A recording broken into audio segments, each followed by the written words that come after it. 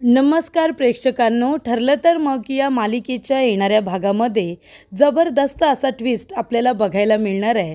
तर प्रेक्षकांनो, ज्या गोष्टीची आपण आतुरतेने वाट बघत होतो, फायनली ती गोष्ट आता घडणार आहे। तर इथे प्रियाचा खरा चेहरा लवकरच सगळ्यांसमोर येणार आहे। त्याचबरोबर प्रिया ही सुभेदारांच्या घरामध्ये फक्त त्यांच्या प्रॉपर्टीसाठी आलेली आहे आणि मुळातच ती खरोखरची तन्वी नसून ती प्रिया मधुकरच आहे। आणि ह्या सगळ्या गोष्टींचा खुलासा होत असताना एक महत्त्वाची गोष्ट सगळ्यांच्या समोर येते। ती आत्तापर्यंत सगळ्यांपासून जणू काही लपूनच ठेवली होती, ती म्हणजे प्रियाने सायली हीच खरी तन्वी आहे आणि सायली हीच रविराज काका आणि प्रतिमा यांची मुलगी आहे। त्याचबरोबर इकडे आता प्रियाचं भांडं तर फुटतंच, पण इथे अर्जुनने खूप मोठी चालाकी केलेली असते। प्रियाच्या मोबाईलमध्ये त्याने कॉल रेकॉर्डिंग सुरू केलेली असते, त्याबद्दल प्रियाला काहीही माहिती नसतं। आणि ज्या वेळेला महिपत, साक्षी आणि नागराज यांचे फोन तिला येतात, तेव्हा सगळे कॉल रेकॉर्ड्स तिच्या मोबाईलमध्ये रेकॉर्ड झालेले असतात। आणि ते जेव्हा अर्जुनला कळतं, तेव्हा अर्जुन सगळ्यांसमोर ते रेकॉर्डिंग आणतो आणि प्रियाचा खरा चेहरासुद्धा। तर इथे सगळ्याच गोष्टी आता घडत असतात आणि त्याच्यामध्ये नागराजचा सुद्धा पर्दाफाश झालेला असतो। तर इथे आता एका आईला आपल्या खऱ्या मुलीची चाहूल, आपण म्हणतो की ओढ आता वाटू लागलेली असते आणि प्रतिमाला ओढ वाटत असते, ती सायलीबद्दलची असते।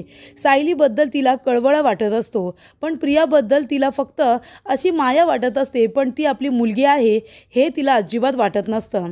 त्यामुळे इथे आता प्रतिमा आणि अर्जुन दोघेजण एकमेकांना सांगत असतात की त्यांच्या मनामध्ये इथे प्रियाला घेऊन आता काय विचार आलेले आहेत। आणि जेव्हा ते विचार एकमेकांबरोबर शेअर करतात, तेव्हा एकाच गोष्टीचा खुलासा होतो आणि ती गोष्ट म्हणजे प्रिया एक फ्रॉड मुलगी आहे आणि ती आपल्या घरामध्ये सगळ्यांना उद्ध्वस्त करण्यासाठी आली आहे, अख्खं कुटुंब उद्ध्वस्त करायला आली आहे। तिला सुभेदारांची आणि किल्लेदारांची फक्त प्रॉपर्टी हवी आहे आणि त्याचबरोबर ती या घरामध्ये आली आहे महिपत आणि साक्षी यांना मदत करण्यासाठी। आणि या सगळ्या गोष्टीचा म्होरक्या आहे तो म्हणजे नागराज, जो आतापर्यंत सगळ्यांपासून जणू काही खूपच दूरवर लपून बसलेला असतो। आणि सगळ्यात महत्त्वाचं म्हणजे आता लवकरच नागराजचा मुखवटासुद्धा उतरवला जाणार आहे।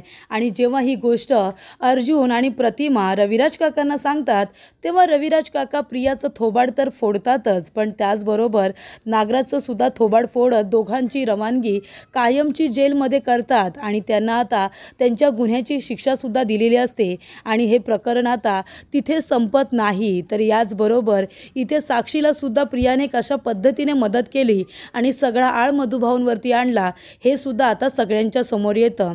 तर इथे आजच्या भागामध्ये प्रियाचा खोटाडेपणा तर सगळ्यांच्या समोर आलेलाच असतो, पण प्रियाचे कॉन्टॅक्ट हे साक्षी, महिपत आणि नागराज यांच्याबरोबर कशा पद्धतीचे आहेत हे सुद्धा सगळ्या घरातल्या लोकांसमोर येतात। तर हे सगळं अर्जुन आता कसं घडवून आणतो आणि प्रियाबरोबर कशा पद्धतीने प्रेमाचं नाटक करतो, आजच्या भागामध्ये सविस्तरपणे आपण बघूया। तर प्रेक्षकांनो, आपण बघितलं इथे प्रिया सुभेदारांच्या घरी आलेली असते त्यांचा ब्रेन वॉश करण्यासाठी।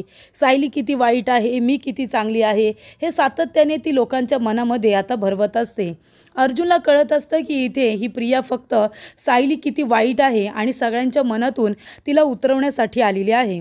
पण आता हिला कसं काय या घरातून बाहेर काढायचं याचा अर्जुन प्रयत्न करत असतो, पण प्रिया काही त्या घरातून बाहेर जायला तयार नसते। आणि त्याचबरोबर इकडे महिपत, साक्षी आणि ॲडव्होकेट जोशी हे तिघंजणं एकत्र आलेले असतात मधुभाऊंना फसवण्यासाठी।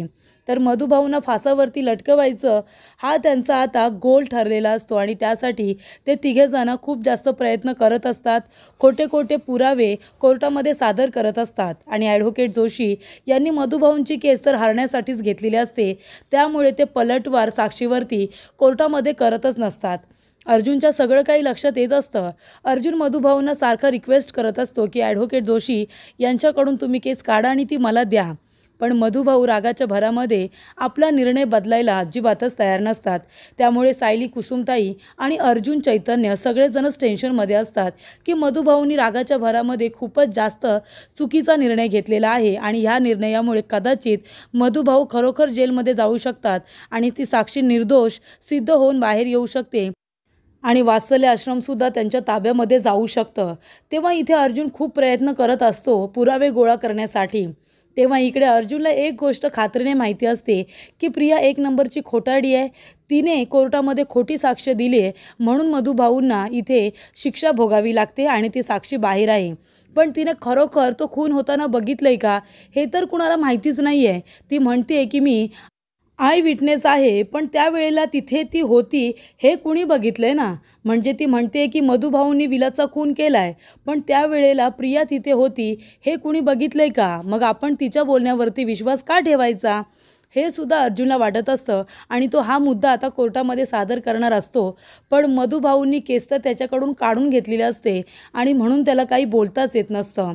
तर इथे प्रियाला तिथे कुणीही बघितलेलं नसतं की खून होताना प्रिया तिथे होती, पण ती हे सगळं सांगते म्हणून तिच्यावरती विश्वास ठेवायचा नाही असं अर्जुन म्हणतो. साक्षीने आत्तापर्यंत कोर्टामध्ये खूप साक्षीदार उभे केले पैसे देऊन, ते सगळे साक्षीदार खोटे होते. तशीच प्रियासुद्धा खोटारडी आहे हे अर्जुनला आता कोर्टामध्ये सिद्ध करायचं असतं.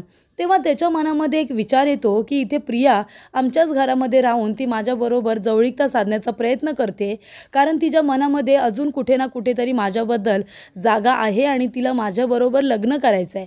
सायली या घरातून बाहेर गेले म्हणून तिला त्या संधीचा फायदा करून घ्यायचा आहे हे अर्जुनला माहिती असतं. तेव्हा अर्जुनने आता पूर्वीप्रमाणे एक प्लॅन तयार केलेला असतो. तो म्हणतो की ठीक आहे, आता ह्या संधीचा फायदा मला पण घ्यायला हवा. जर प्रिया स्वतःच्या स्वार्थासाठी नीचपणा गाठू शकते, ती खालच्या पातीला जाऊ शकते, तर मी का नाही. तर इकडे अर्जुन चैतन्याला सांगतो की पूर्वीप्रमाणे आतासुद्धा आपल्याला या तन्वीबरोबर प्रेमाचं नाटक करावं लागणार आहे. तेव्हा इथे चैतन्य म्हणतो ठीक आहे अर्जुन, मी तुझ्याबरोबर आहे. तेव्हा इकडे अर्जुन आता सायलीला चाळीमध्ये प्रत्येक वेळेला भेटायला जायचा, त्याने आता ते कमी केलेलं असतं. आणि इथे पूर्णाजीसुद्धा आजारी झाल्याचं नाटक तिने केलेलं असतं प्रियाच्या सांगण्यावरून. प्रिया म्हणते की पूर्णाजी, जर तुला अर्जुन सायलीला भेटायला चाळीमध्ये जायला नको असेल ना, तर तू आजारपणाचं नाटक कर आणि म्हण की सगळ्यांनी माझ्याबरोबर इथेच थांबा, काम झाल्यानंतर प्रत्येकाने वेळ मला दिला पाहिजे असं तू म्हण. तेव्हा इकडे आता पूर्णाजी प्रियाच्या सांगण्यावरून आजारपणाचं नाटक करत असते. तेव्हा अर्जुनला ही गोष्ट कळलेली असते की पूर्णाजी नाटक करते, पण तरीसुद्धा तो पूर्णाजीची काळजी घेत असतो. तिला म्हणत असतो की पूर्णाजी, झालं गेलं विसरून जा आणि तू लवकर बरी हो बरं. तेव्हा पूर्णाजी म्हणत असते की अर्जुन, मला तू सुद्धा आनंदी राहायला हवा आहेस. तेव्हा अर्जुन म्हणतो हो पूर्णाजी, मी आनंदी आहे आणि तू माझ्यासाठी किती महत्त्वाची आहेस हे तुला माहिती आहे ना. आणि ममासुद्धा माझ्यासाठी खूप जास्त महत्त्वाची आहे, त्याच्यामुळे तुम्हाला दुःखात मी नाही बघू शकत. जे झालं ते विसरून जा. तेव्हा इकडे प्रिया आता त्याच्या मागे पुढे करत असते. ती म्हणत असते अर्जुन, मी तुझ्यासाठी चहा बनवू का, तू चहा पितोस ना आता, म्हणून मी तुला विचारते. विमल इथे नाही आहे. तेव्हा इकडे अर्जुन म्हणतो की ठीक आहे, चहा नको कॉफी बनव, तू सुद्धा कॉफी छान बनवतेस असं म्हणाल्यानंतर इथे प्रियाला फार आश्चर्य वाटतं. तेव्हा पूर्णाजी म्हणत असते की अर्जुन, तू तन्वीचा राग करू नकोस रे, तन्वी खरंच खूप चांगली आहे, ती किती तुझी काळजी घेते. तू एवढं तिला वाईट साईड बोलतोस, तिच्यावरती रागवतोस, पण तरीसुद्धा ती तुला एक शब्दसुद्धा उलटं बोलत नाही. तू तिच्याशी वाईट वागू नकोस बाळा. तेव्हा इकडे अर्जुन म्हणत असतो की ठीक आहे पूर्णाजी, आधी मी जरा रागाच्या भरामध्ये जास्तच बोलायचो, पण आता माझ्याकडून ही चुकी नाही होणार. आणि तेव्हा इथे अर्जुन आता प्रियाबरोबर जरा चांगला वागत असतो. तो सध्या आधी थोडासा तिच्याबरोबर तुटकच वागतो, जेणेकरून तिला मागच्या वेळेसारखा त्याच्यावरती संशय येऊ नये म्हणून. तेव्हा प्रिया म्हणत असते अर्जुन, तुला खरंच या गोष्टीची जाणीव झाली का की मी खूप चांगली आहे, मी सगळ्यांची मनापासून काळजी घेते, की आताही तुला मी खोटारडीच वाटते.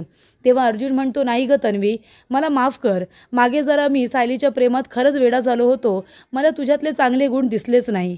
पण ज्या वेळेला आमचं सत्य सगळ्यांना कळलं तेव्हा सायली घरातून गेल्यानंतर तू ज्या पद्धतीने सगळ्यांची काळजी घेतलीस ना, सगळ्यांना एवढ्या मोठ्या ह्या संकटातून बाहेर काढलेस, एवढ्या व्यापातून बाहेर काढलेस, सगळ्यांची एवढी माया घेतलीस, त्यांची काळजी केलीस, त्यांना काही हवं नको ते सगळं बघितलंस. तू या घरामध्ये आलीस म्हणून तर घरामध्ये आनंदाचं वातावरण निर्माण झालं. अश्विन, मम्मा, डॅड या सगळ्यांच्या चेहऱ्यावरती तुझ्यामुळे स्माईल आलं. आणि तुझं हे जे एफर्ट्स आहेत, हे तू आमच्या घरावरती केलेले उपकार आहेस ना, हे कधीच विसरणार नाही आहे तन्वी. खरंच तू खूप केलंस ग आमच्यासाठी. माझा राग सहन केलास, मला सारखी सारखी कॉफी द्यायला यायचीस, मी नको म्हणायचो तरीसुद्धा. तेव्हा इथे विमल म्हणते की अर्जुन दादा, मी तुमच्यासाठी कॉफी करू की चहा. तेव्हा अर्जुन म्हणतो काही नको, माझ्यासाठी तन्वी कॉफी करेल.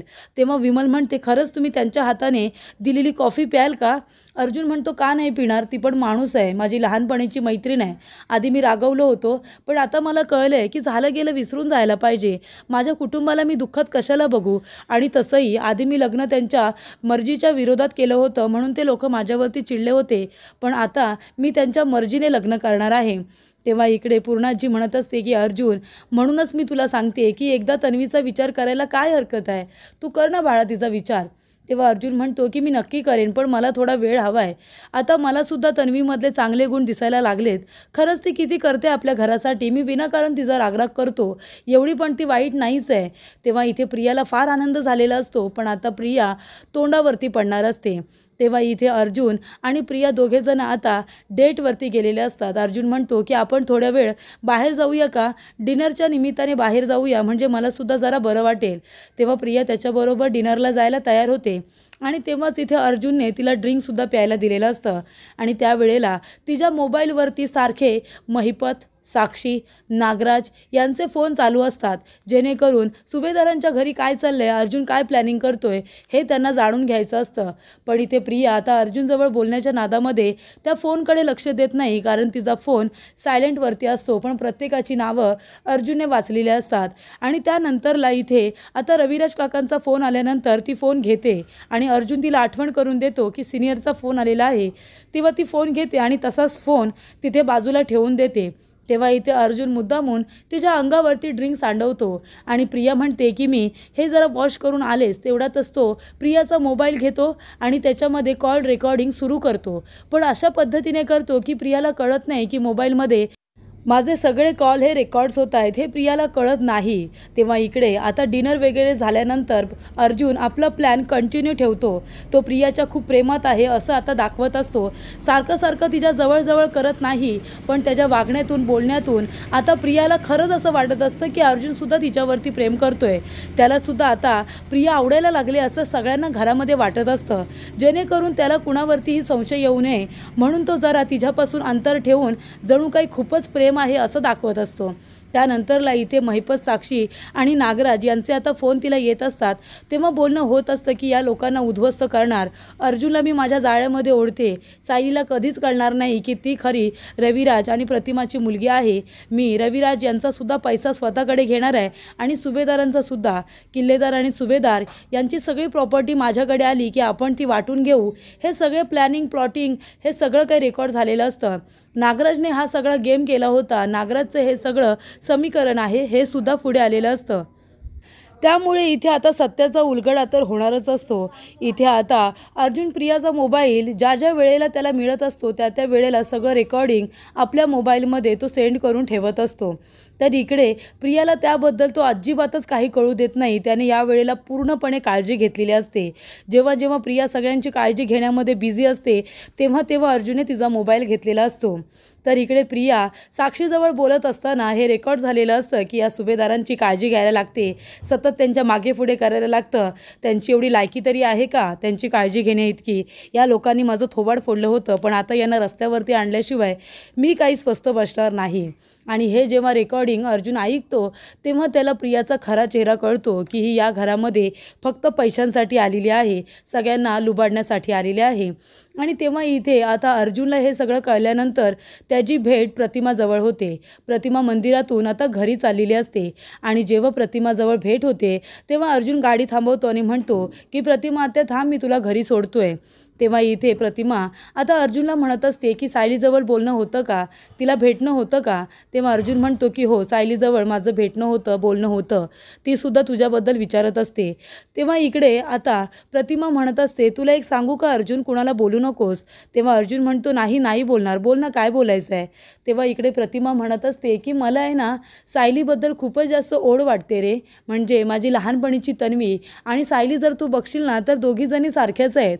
मला प्रियामध्ये ते गुण अजिबात दिसत नाही. मला सायली माझी मुलगी वाटते, पण मला तन्वी म्हणजे प्रिया माझी मुलगी अजिबात वाटत नाही. तू कुणाला काही बोलू नकोस, पण मी हे खरी गोष्ट तुला सांगते.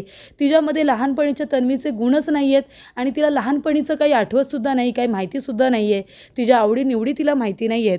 तसं सायलीला जे जे आता आवडतं ना, ते तिला लहानपणीसुद्धा खूप आवडायचं असं मला वाटतं. तेव्हा अर्जुन म्हणतो की एक गोष्ट तुला सांगू का प्रतिमा आत्या?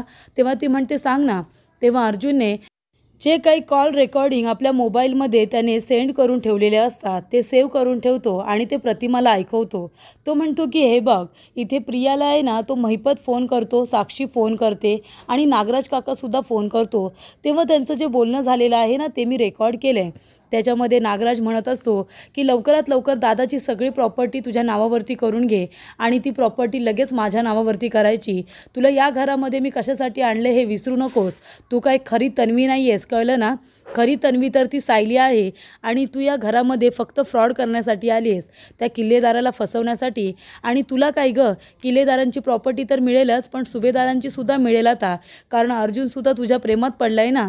तो तुझ्या सतत मागे पुढे करत असतो असं तू म्हणतेस. त्याच्यामुळे माझं काम करायचं, दादाची प्रॉपर्टी तुझ्या नावावरती झाली की लगेच सगळी प्रॉपर्टी माझ्या नावावरती करायची. आत्ताच सांगून ठेवतोय तुला, हा सगळा प्लॅन आणि एवढे जे कष्ट मी केलेत ना, एवढे प्रयत्न केले सगळे प्रॉपर्टीसाठी आहेत. आणि ती जर मला नाही मिळाली ना, तर तुझं सत्य सगळ्यांना सांगायला मला वेळ लागणार नाही. स्वतःला खरोखरची तन्वी समजू नकोस असं नागराजचं बोलणं झालेलं असतं. महिपत तेच म्हणत असतो की अर्जुन सुभेदार काय प्लॅनिंग प्लॉटिंग करतोय, काय पुरावे गोळा करतोय, ते लवकरात लवकर आमच्यापर्यंत आले पाहिजे. साक्षी म्हणत असते की हे बघ, विलासचा खून त्या मधुभाऊंनी केलेला नाही आहे, तर मी केलं आहे आणि हे सत्य फक्त तुला माहिती आहे. तर अर्जुन सुभेदाराच्या घरी राहतेस म्हणून, इथे आता प्रेमामध्ये आहेस म्हणून सत्य त्याला सांगून टाकशील तर माझ्यापेक्षा वाईट कुणीच नसेल.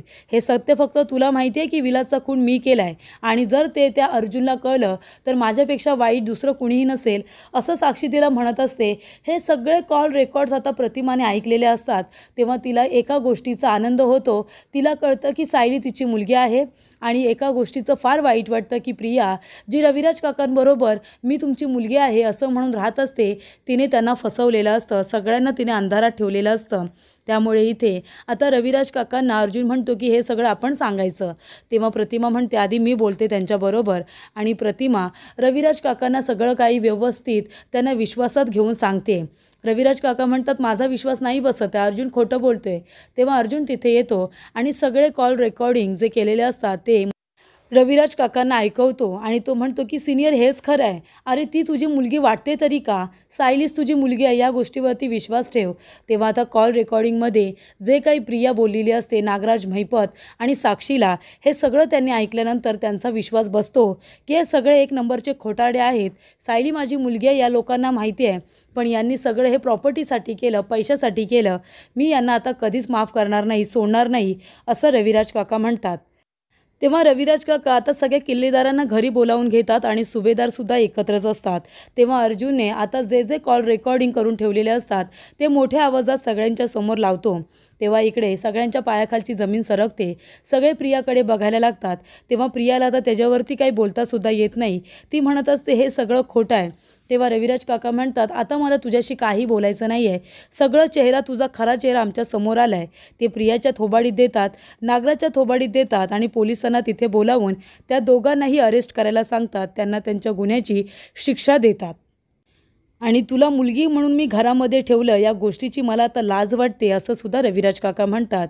तेव्हा इकडे प्रिया आणि नागराजला त्यांच्या गुन्ह्याची शिक्षा मिळालेली असते आणि त्याचबरोबर रविराज काका आणि प्रतिमा मानाने आपल्या मुलीला सायलीला आनंदाने घरीसुद्धा घेऊन येतात.